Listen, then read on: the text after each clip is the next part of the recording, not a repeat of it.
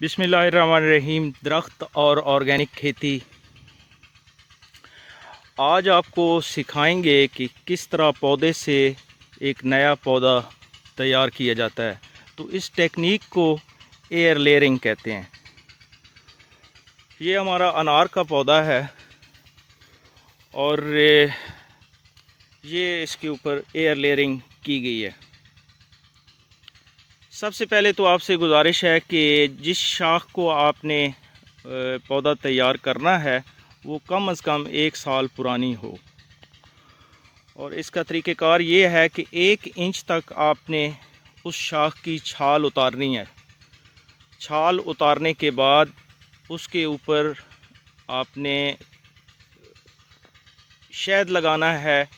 अगर शहद आपके पास मौजूद नहीं है तो फिर हल्दी आपने पानी में घोल लेनी है और उसके ऊपर हल्दी लगा देनी है। हल्दी लगाने के बाद गीली मिट्टी आपने उसके ऊपर लपेटनी है।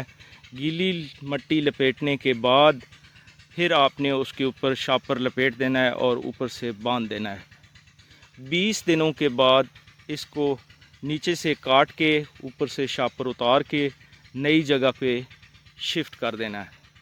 तो इंशाल्लाह जब शिफ्ट करेंगे तो दिखाएंगे कि एयर लेयरिंग से पौधा कैसे तैयार होता है और कैसे आगे इसको लगाया जाता है।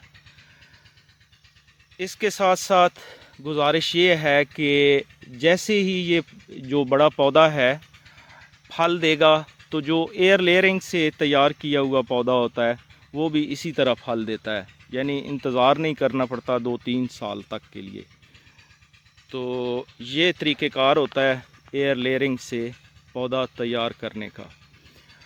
इससे पहले हमने एक शहतूत की ग्राफ्टिंग की थी, पैवानकारी की थी, तो इसी वीडियो में वो आपको दिखाते हैं। ये हमारा वो शहतूत है और इसके ऊपर ये नई शाखें अब लग चुकी हैं। माशाल्लाह ये बहुत अच्छा चला है। ये इसकी